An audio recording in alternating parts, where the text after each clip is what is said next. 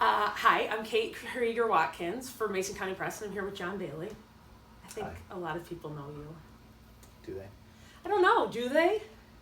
Yeah, probably.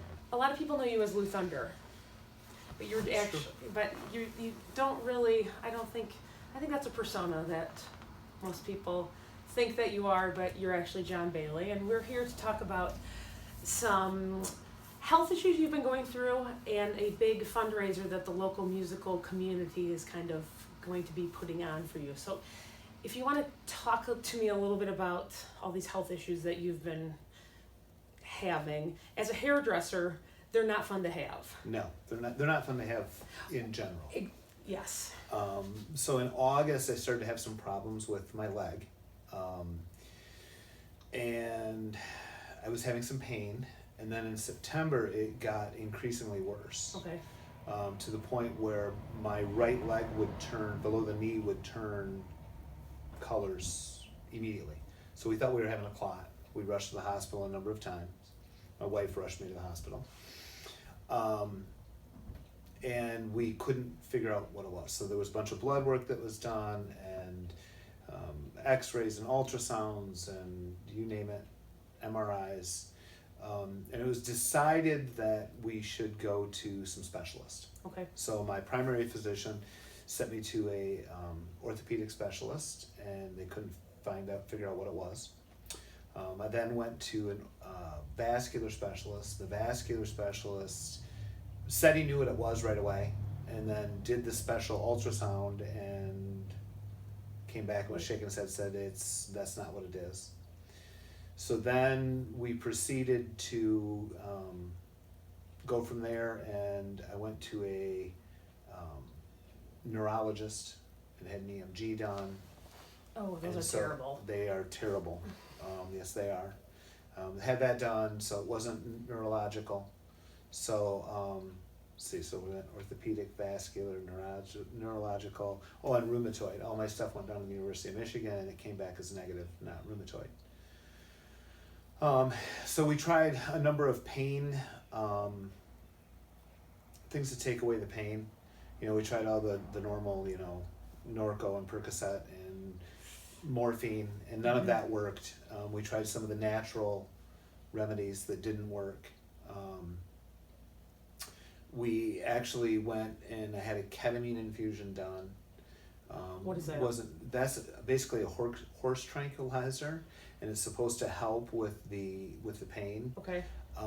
Didn't seem to help. Didn't feel real comfortable with the place I was going, and that some friends of mine actually had started a GoFundMe page during that time, because that would knock me out for a couple of days at a time, and it was not covered by insurance at all. It was all out of pocket. It was very expensive. Okay, let's talk about that for a second, because you have how many kids? We have 8 children. So you're a family of 10. Yeah. And you are the primary Yes. income breadwinner. I hate that term, but Yes. okay. Yes. Because you have 8 children that your wife is at home taking care of. And she's going to school at the same time. Right. And, yeah. So whenever I'm not in my hair salon behind my chair, we're not making any money. Right. And So you do have insurance, but of course there's always, our insurance doesn't cover that. Our insurance will cover this up to this Right. much and all those kind of things. See, and ketamine infusions are not covered by insurance. Right. And I'm sure a lot of the holistic things weren't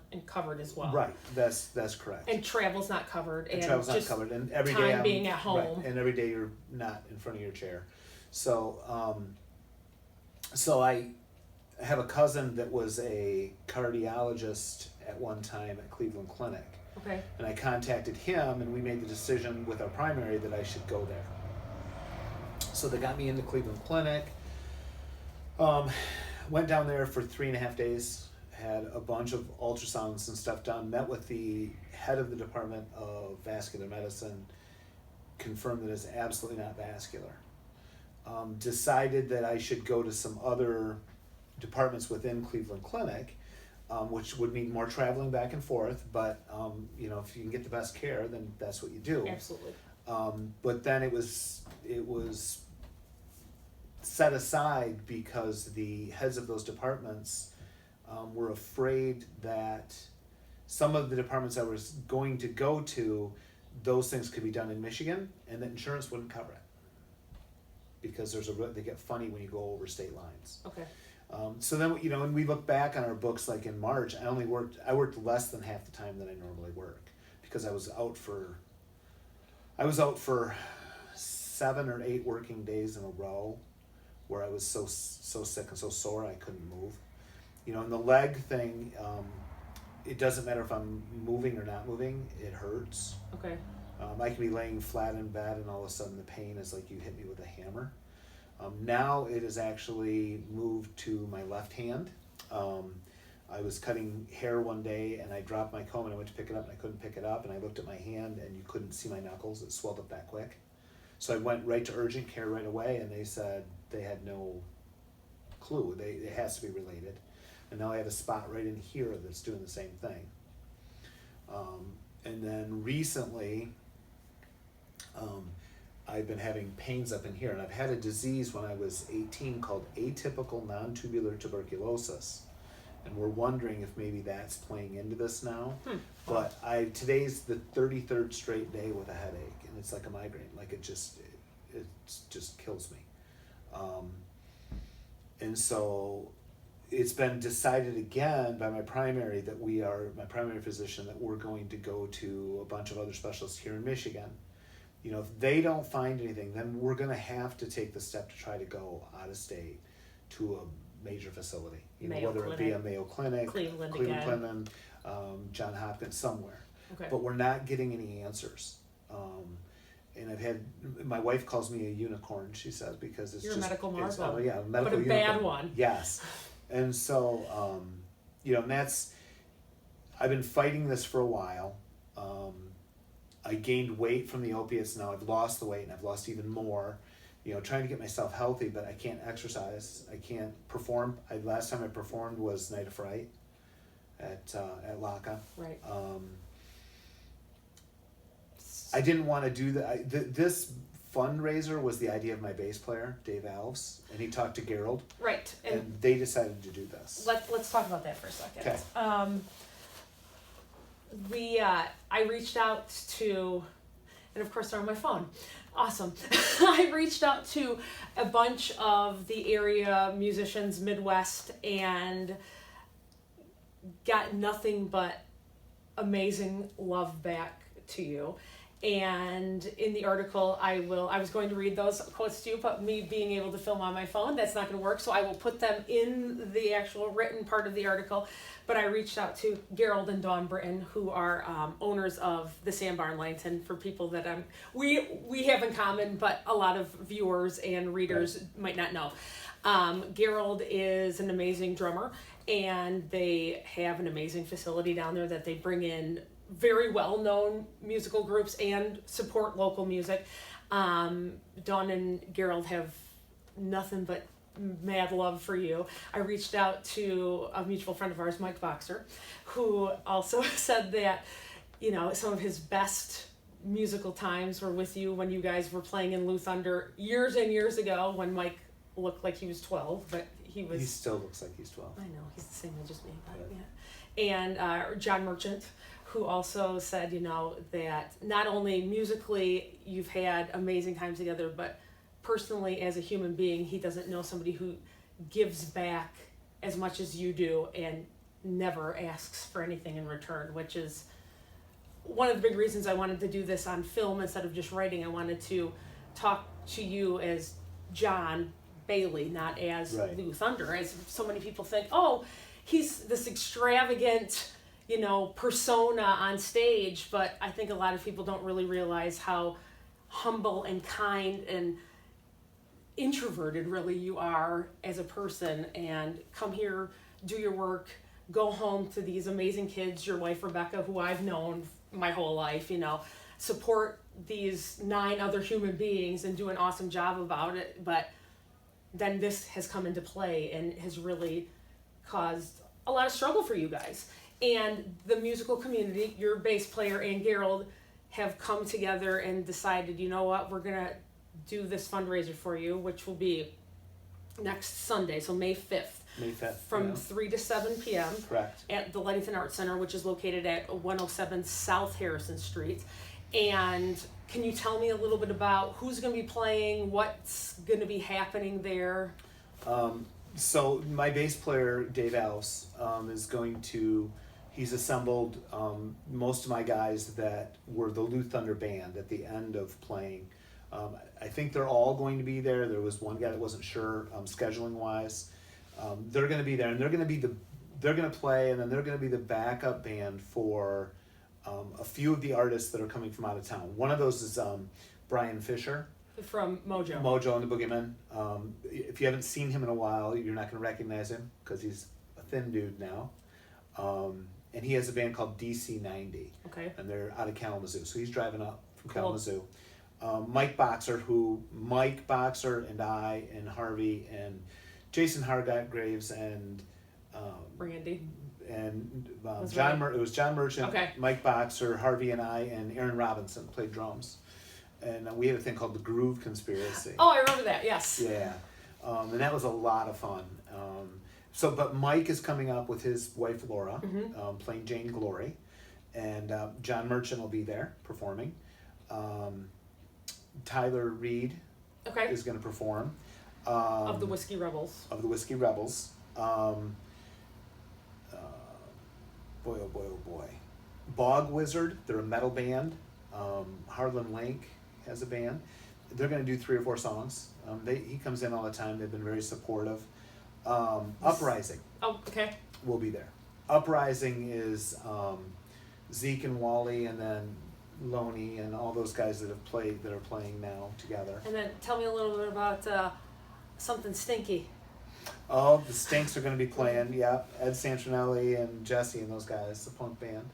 Who So they just kind of put that together, I think, last year for Lund Lund Rock. Yeah. And so they're going to play. Got great feedback, so that's cool. Yep. And that's another big community that has been very supportive of you, is that Lund Rock community of Very much so. and And giving back Ed has been huge in this, in going forward with this. And then the only other performers are the old Lou Thunder and the Rainmakers. Some of those guys are going to be able to make it. Okay. So I'm sure by the end of the night it'll be a jam.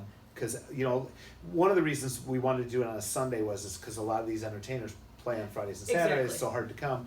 And it was a chance for them to get together too. And I wanted to see some of them. Cherie Williams might be making a trip over. Awesome. Cherie recently had the loss of her husband. Yes. She's been going through some things. I'm not 100% sure if she's going to be able to make it or not. But it'll be a surprise if she does, which I think will be awesome. And other parts of the community have made a difference.